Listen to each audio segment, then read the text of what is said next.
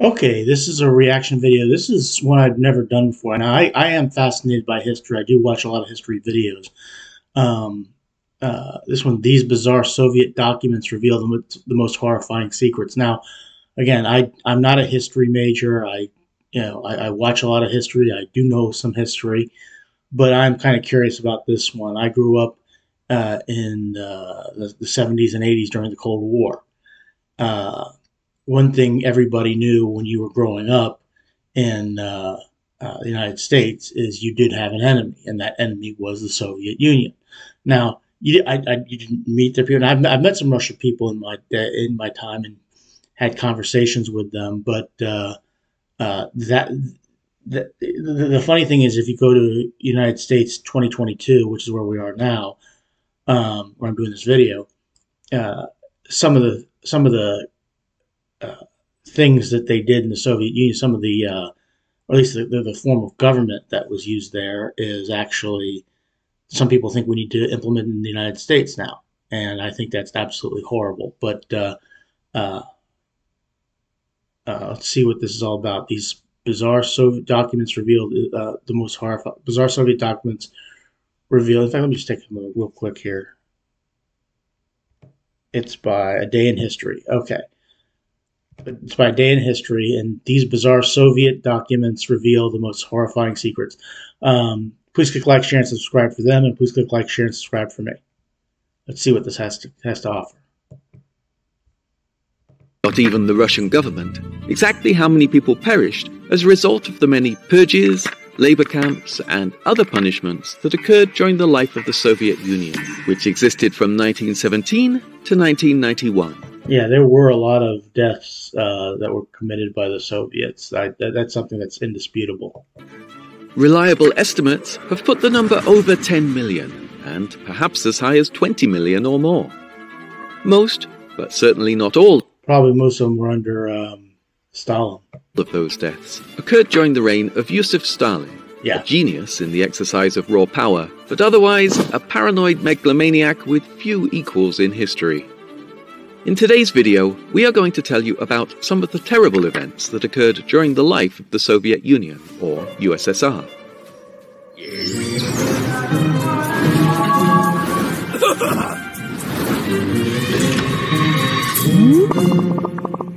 And again, I remember during the 1990, 91, whatever that was, I think it was 91, when the Soviet Union collapsed, it just ended just like very abruptly. It was just like, it's over. It's good. It's done. It's gone. It was one of those things that, and I know they gave the date and everything like that, but I'm trying to remember when it actually started to fall apart.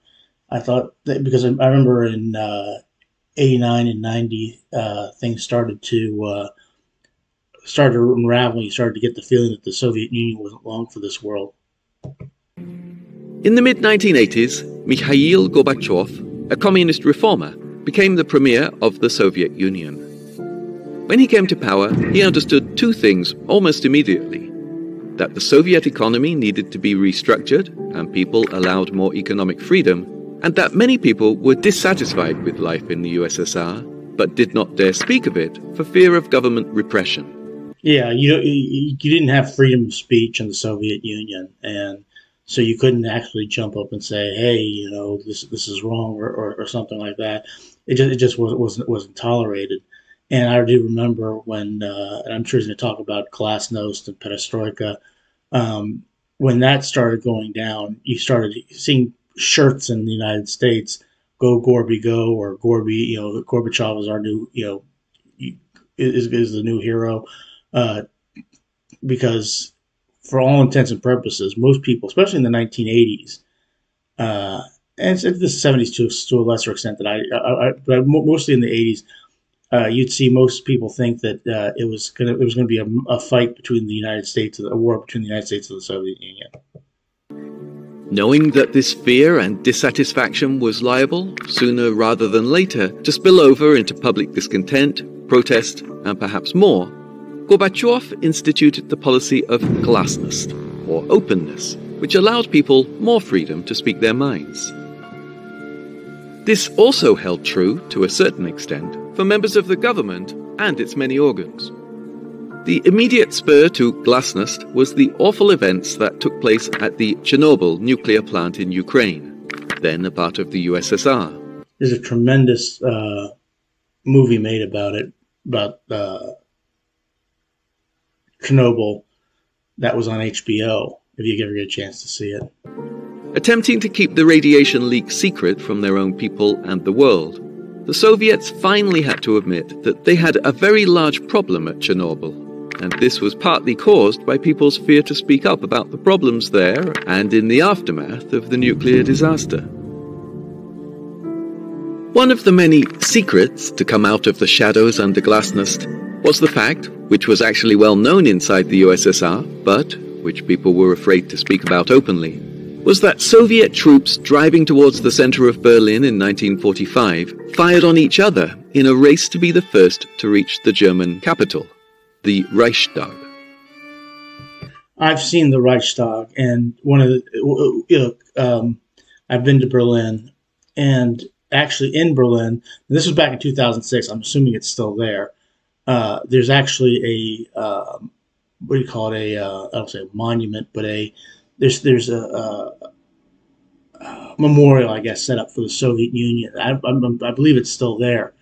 Yeah, that's in Berlin. I think that was one of the, they couldn't take it down. That was one of the deals when they reunited Germany. Though many of the incidents were described as the typical friendly fire that occurs in the close combat of war, in urban areas especially, many firefights between Soviet troops occurred purposefully.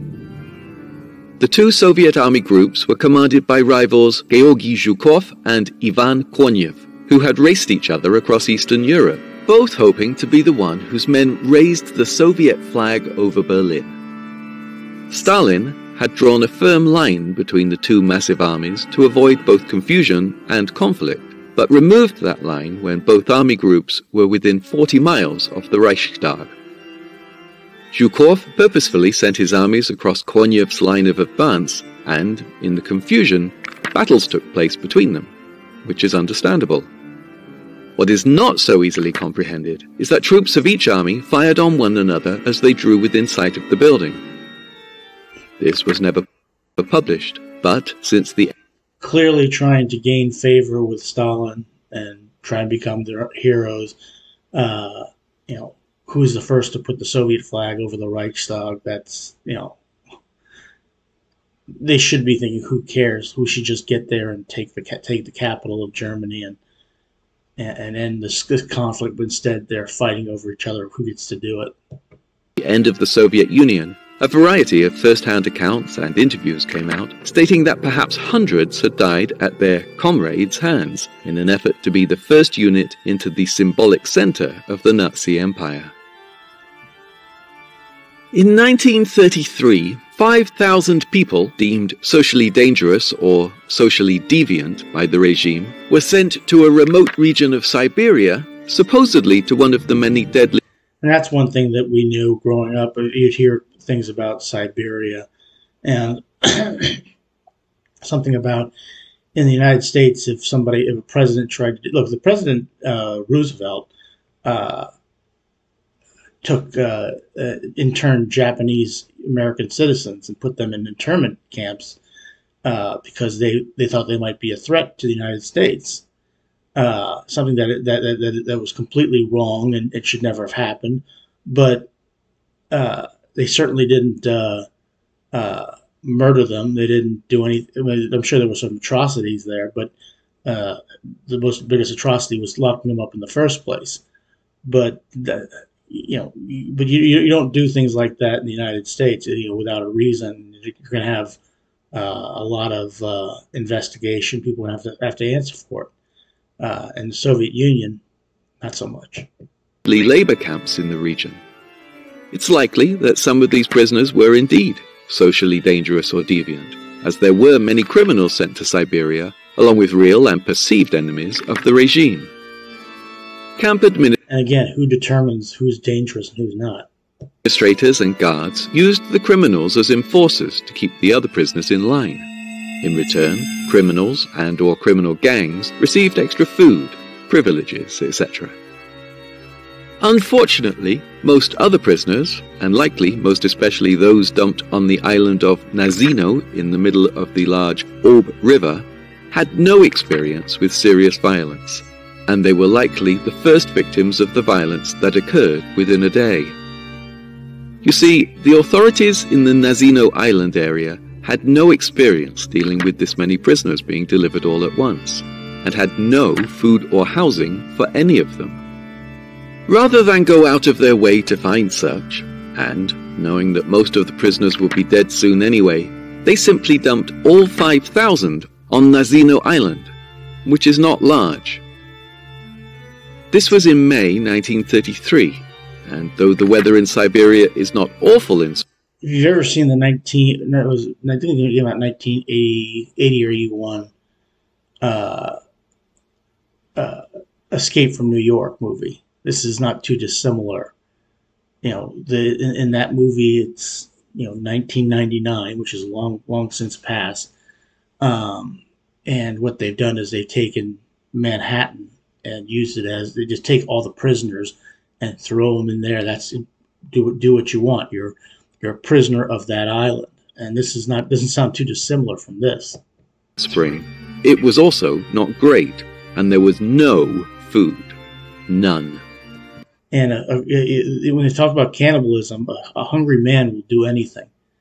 A hungry man, woman, or child will do anything to get something to eat. You may say, and I've heard people say this before, I'm not going to eat anything. I'd rather die than resort to cannibalism. But until you're put in that situation, there you go.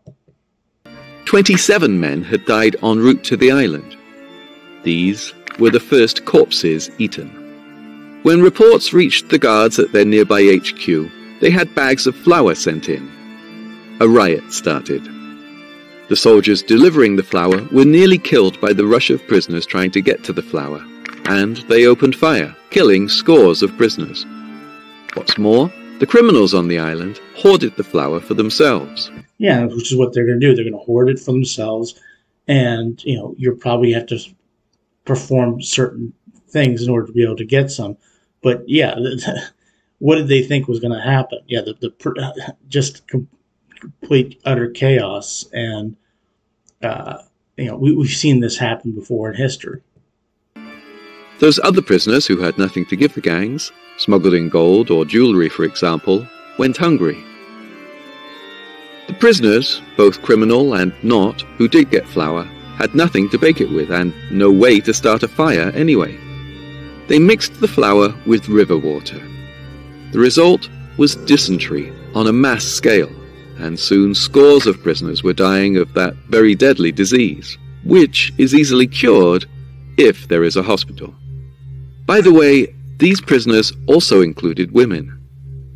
They were the first to go when hunger took away people's minds. One of the surviving accounts describes a young woman who was essentially butchered alive for meat. Once the weakest were gone, the island became the scene of a literal horror movie.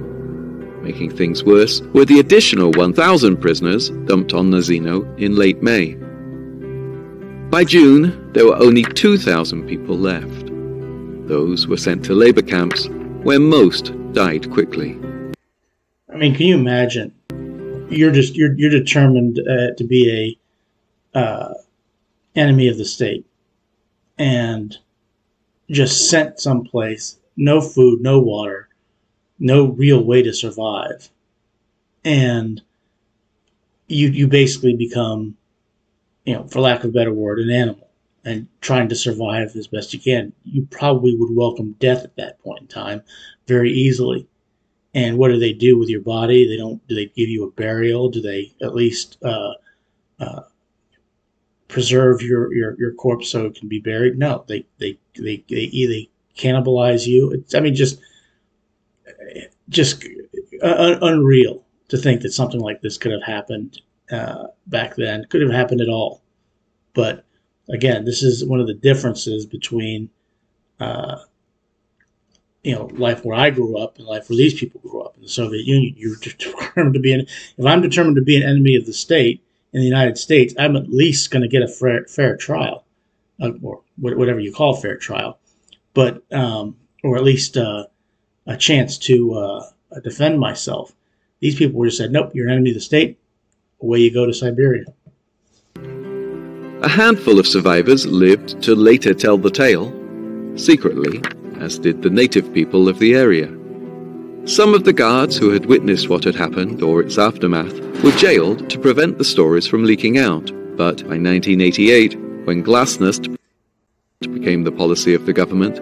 And again, he said that the guards were jailed to keep from telling the story. What are they thinking about? This goes, you can use a whole bunch of different analogies here. If you go back to the Penn State in the United States, the Penn State scandal with Jerry Sandusky, what did Joe Paterno and the president of the university think about? Were they thinking about if you don't know, if you don't ever heard of the Penn State scandal, you can look it up. Were they thinking about the boys who were the victims in this case, or were they thinking about the institution? Okay, they're thinking about the institution, so they're saying, okay, in order to protect the Soviet Union, what we need to do is take the guards and lock them up so that they don't tell anybody what happened here. We screwed up, but we can't tell anybody, let anybody know what happened. So instead of, fessing up we weren't prepared, admitting we made a mistake, what do we think about? The institution. We think about the state. And how do we protect the state at all costs? Well, we take these guys and we put them in jail. The horrors of Nazino became public. Though this next tale is brutal... Yeah, and it took till 1988 before it became known what actually happened. It is somewhat understandable, given the situation in the Middle East in the early to mid-1980s. At that time, various groups of Muslim militants were taking numbers of Americans and Europeans hostage, both for political reasons and at times for cash, which was then used to buy weapons. For a time, Soviet citizens in the Middle East, and especially in Lebanon, where the Soviets were actually helping the militants against both Israeli and US interests, were off limits. However, there's Yasser Arafat on the left, and I think that's Brezhnev on the right. If I'm wrong, let me know. October 1985, 4 Soviet diplomats were driving together in war-torn Beirut and were taken hostage. One of the Soviets was wounded in the leg during the assault. Hezbollah demanded that the USSR use diplomatic and political pressure to force the Syrian government to call off its offensive against Hezbollah in the Lebanese city of Tripoli. To show they meant business, Hezbollah killed the wounded Russian diplomat, Arkady Katkov, and left his body in a garbage dump for the Soviets to find. Within hours, the KGB, the dreaded Soviet Secret Police and Intelligence Unit chief in Lebanon, went to a meeting with the leading Shia Muslim cleric. Hezbollah was made up of Shia Muslims, and, not too subtly, suggested that not only the Muslims of Lebanon, but perhaps those of Iran, from which Hezbollah took orders, would suffer an accidental missile attack. Included in the threat was mention of the Shia holy city of Qum in Iran. The Soviet message was sent, at least part of it. Part 2 came when the KGB kidnapped a relative of a Hezbollah leader. The man was castrated. Then he was shot in the back of the head. His organ was sent to his Hezbollah relative. And within a very short time, the 3 remaining Soviet hostages were released. I mean, think about that. Okay, well, don't even think about it for a sec. I mean, that's a hell of a message to send if you've kidnapped 4 Soviet diplomats. And that's a way to get results, especially you murder one and you leave it for the Soviets to find. Yeah, that's.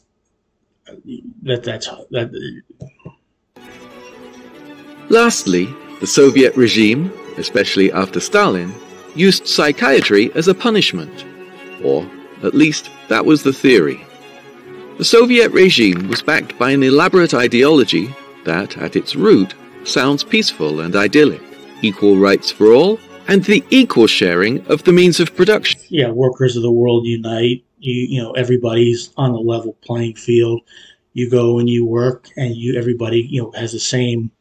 Everybody's saying nobody's above anybody else, but that's the theory. But in practice, it hardly ever works that way. And the reason why, in my opinion, and this is just my thoughts on it, is that everybody is not the same. Everybody is different. Everybody looks at things different. And because they look at things differently, or look at things differently before nobody works the same, it's just never going to work. But there are people, even in this day and age, even in the United States, who think it can work. It fails every single time. In practice, as you likely know, this never happened. Not even close. What's more, from the 1950s and increasing in the 1960s and 70s, many prisoners, rather than being shipped to the Gulag, whose use had been denounced and discouraged to a degree by Premier Nikita Khrushchev in the 1950s, were sent to psychiatric hospitals. Why? Because, according to the regime, anyone who opposed the Soviet system, with its ideology of universal brotherhood, etc., must be insane. Yeah, I mean, this is the most perfect place on the planet. Like I said, everybody's the same. Everybody, but it never works. Just never doesn't work like that.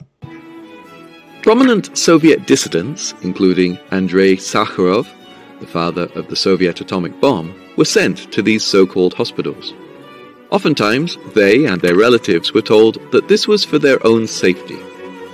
At these facilities... Yeah, they lied to them and say this is for your own good, for your own safety, for your own protection, and we need to, and we're going to help you. Well, they probably didn't need any help, but this is why they do things like that. This is the lie, and facilities, psychoactive drugs, from LSD to the so-called truth serum, sodium pentothal, and others were administered in dangerous doses. Sedatives kept prisoners docile. Yeah, these things were probably, it was never for their own good. It was probably to, like you said, to make them docile, and it's just these were punishments, and these were meant, again, protection of the state at all costs. If somebody disagrees with the state, then we got to do what we can to protect the state at all costs. And the people in power don't want to lose their power, and that's why things like this happen. Electroshock therapy was also used, both as punishment, though it was described as treatment. Despite the attempts of the regime to keep these places secret, inmates, their families, and concerned staff smuggled out reports detailing these facilities to the rest of the Soviet Union. And that's not, it's like in North Korea, they have gulags like these, or places like that, and there where they send people all the time. And there's a lot of death, a lot of murders, a lot of people die in these places. But if you ask the regime, they'll say, no, we don't kill anybody. We don't kill our own citizens. And the way they get by on this is that people who are sent there are no longer citizens; they are enemies, and that's the rationale. But again, everything in this is protection of the state. We must protect the state at all costs. And the West. They became a serious bone of contention between the United States and the USSR until the latter's demise in 1991, when the Soviet policy was changed. Sadly, the use of psychiatric detention is being used by Russian dictator Vladimir Putin's regime once again. Yeah, Vladimir Putin is a former KGB guy and probably wishes the Soviet Union still existed today. And what he's done in Ukraine is beyond reprehensible. Let me see a little bit more here. Most recently, in July 2021.